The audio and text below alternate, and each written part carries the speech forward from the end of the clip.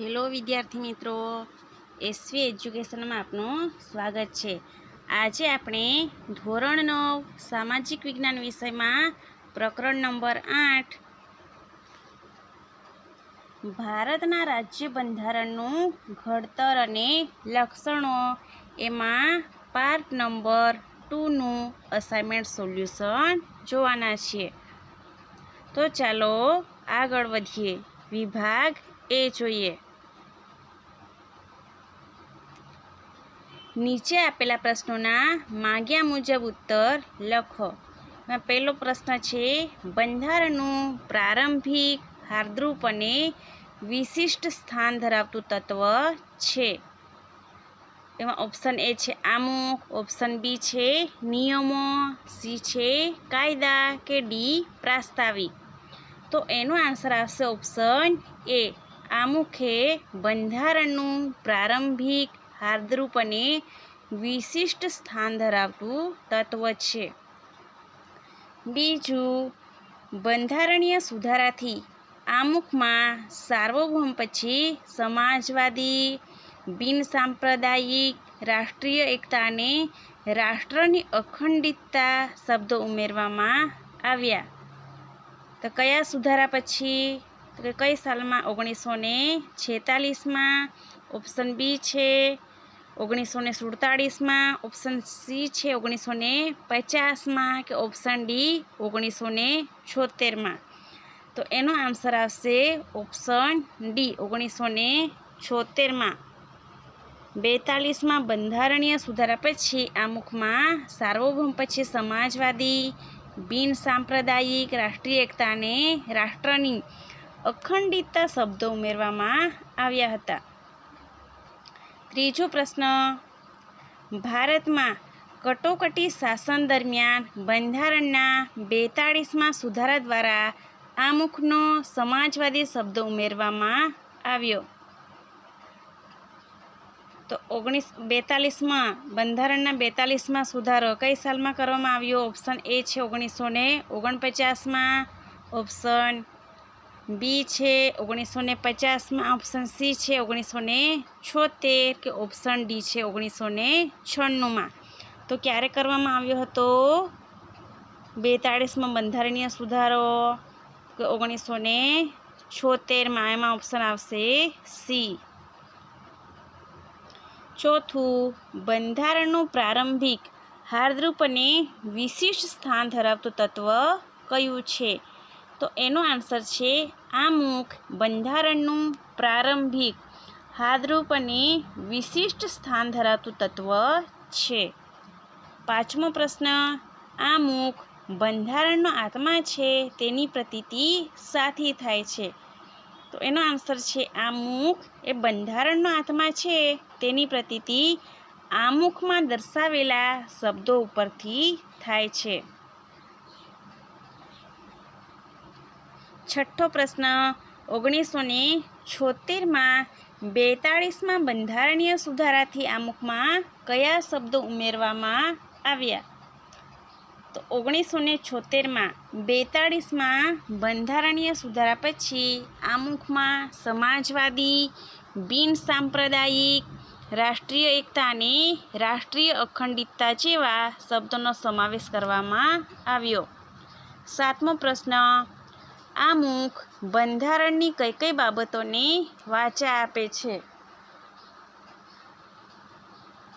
એનો જવાબ છે આમુખ બંધારણના મૂળભૂત હેતુઓ, ધ્યેયો, આદર્શો તેમજ સિદ્ધાંતોને વાચા આપે છે। આઠમો પ્રશ્ન, આમુખ શું સ્પષ્ટ કરે છે? તો એનો આન્સર છે આમુખ બંધારણના ઉદ્દેશો થકી ભારતમાં કલ્યાણ રાષ્ટ્ર સ્થાપવાની ઉચ્ચ ભાવનાઓ અને આદર્શોને સિદ્ધ કરવા ઈચ્છે છે એવું સ્પષ્ટ કરે છે। નવમો પ્રશ્ન, કોને બંધારણનો આત્મા કહેવાય? તો એનો આન્સર છે આમુખને બંધારણનો આત્મા કહેવાય।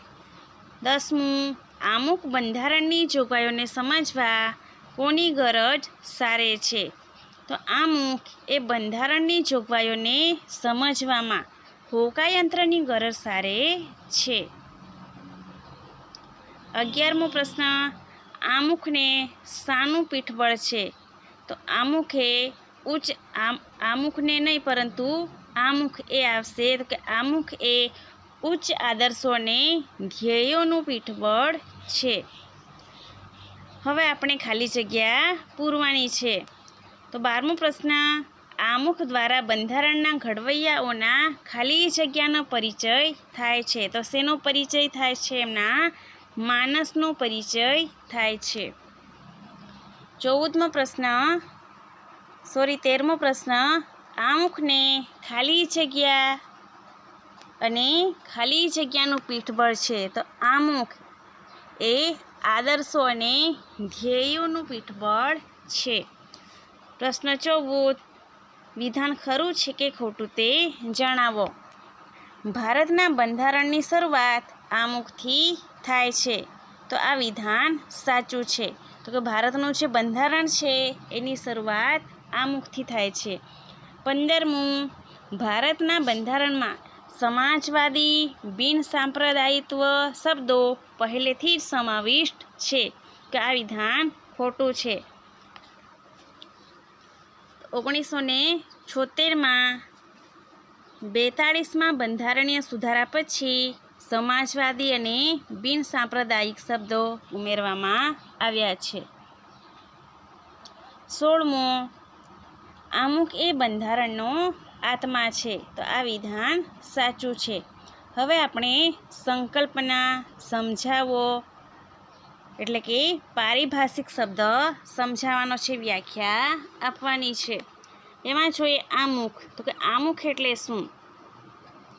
તો બંધારણની શરૂઆતમાં સમગ્ર બંધારણના મૂળભૂત સિદ્ધાંતો અને આદર્શો તેમજ પ્રજાના ઉચ્ચ આદર્શો, ઉદ્દેશો, આદર્શો અને ભાવનાઓનું દર્શન કરાવતા આ લેખને આમુખ કહે છે. હવે જોઈએ વિભાગ બી. નીચે આપેલા પ્રશ્નોના માગ્યા મુજબ ઉત્તર લખો. 18મો પ્રશ્ન, ભારતના આમુખમાં કયા આદર્શો જણાવવામાં આવ્યા છે?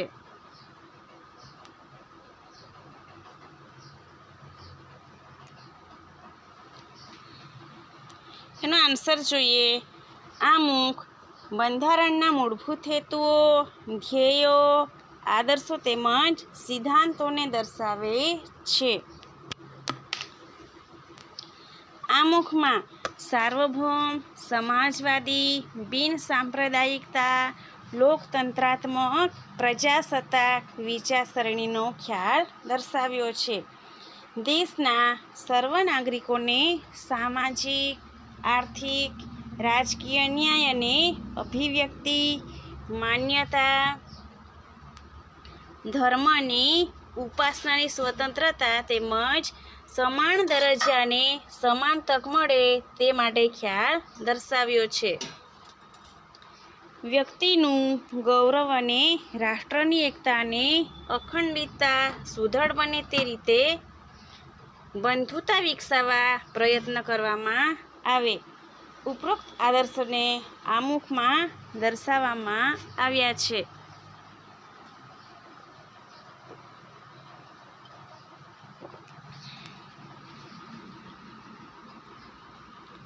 હવે જોઈએ 19મો પ્રશ્ન,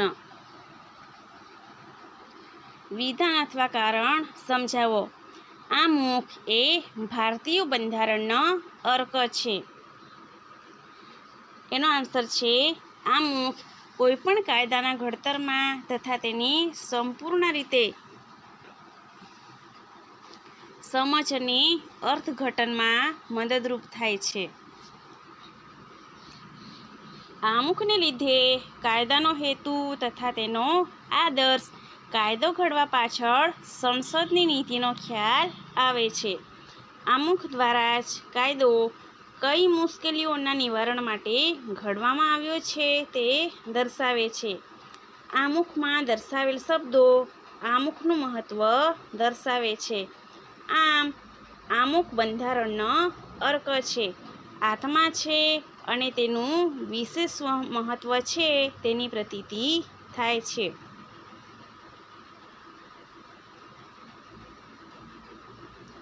20મો પ્રશ્ન છે વિધાન સમજાવો કે આમુખ એ બંધારણનો આત્મા છે.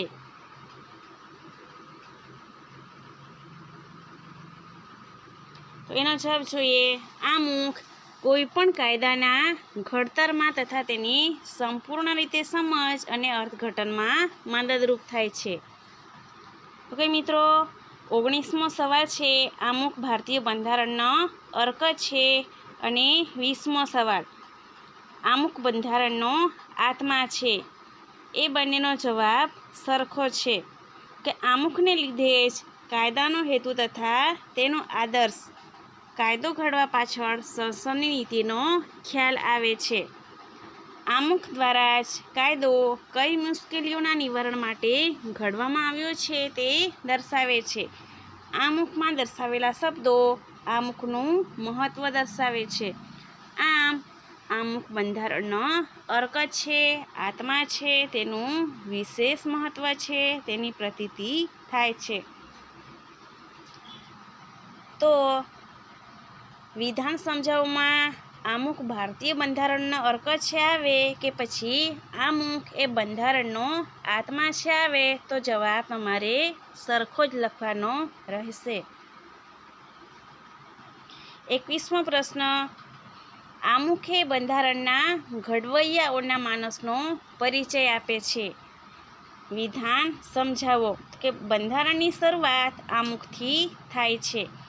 આમુખ બંધારણનું પ્રારંભિક, હાર્દરૂપ અને વિશિષ્ટ સ્થાન ધરાવતું તત્વ ગણાય છે, જેમાં બંધારણના મૂળભૂત હેતુઓ, ધ્યેયો, આદર્શો તેમજ સિદ્ધાંતોને રજૂ કરે છે. આમુખ દ્વારા બંધારણના ઉચ્ચ ઉદ્દેશો અને ભાવનાઓ ભારતમાં કલ્યાણરાજ સ્થાપવાનો નિર્દેશ કરાવે છે. આમ આમુખ દ્વારા બંધારણના ઘડવૈયાઓના માનસને સમજવાની ચાવી છે તેમ કહી શકાય. 22મો પ્રશ્ન છે આમુખ એ હોકાયંત્રની ગરજ સારે છે. વિધાન સમજાવો કે આમુખ બંધારણના મૂળભૂત હેતુઓ, ધ્યેયો તેમજ સિદ્ધાંતોને રજૂ કરે છે. આમુખ કોઈપણ કાયદાના ઘડતર તથા તેની સંપૂર્ણ સમજ કે અર્થઘટન મેળવવામાં મદદરૂપ થાય છે. કાયદાની કોઈ કલમમાં કે વિગતોમાં કોઈ પણ અસ્પષ્ટતા કે વિસંવાદિતા સર્જાતા કે કાયદાનો હેતુ સ્પષ્ટ ન થતો હોય ત્યારે કાયદા કલમ સમજવામાં અને તેનું અર્થઘટન કરવામાં આમુખ માર્ગદર્શન આપે છે. હોકાયંત્ર જેમ મદદરૂપ થાય છે તેમ આમુખ પણ આપણને હોકાયંત્રની જેમ મદદરૂપ થાય છે. આથી આમુખ એ હોકાયંત્રની ગરજ સારે છે તેમ કહેવાય. હવે જોઈએ વિભાગ સી. નીચે આપેલા પ્રશ્નોના માંગ્યા મુજબ ઉત્તર લખો. એમાં 23મો પ્રશ્ન છે આમુખનો અર્થ આપી તેનું મહત્ત્વ સમજાવો. તો એનો અર્થ છે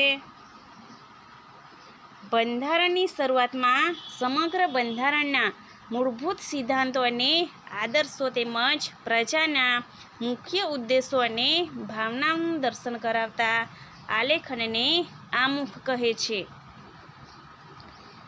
હવે જોઈએ આમુખનું મહત્ત્વ કે આમુખ બંધારણનું પ્રારંભિક, હાર્દરૂપ અને વિશિષ્ટ સ્થાન ધરાવતું તત્વ છે. બંધારણની શરૂઆત આમુખથી થાય છે. બંધારણના મૂળભૂત હેતુઓ, ધ્યેયો, આદર્શો તેમજ સિદ્ધાંતોને એ દર્શાવે છે. આમુખ કોઈપણ કાયદાના ઘડતરમાં તથા તેને પૂરી રીતે સમજવામાં કે અર્થઘટન કરવામાં મદદરૂપ થાય છે.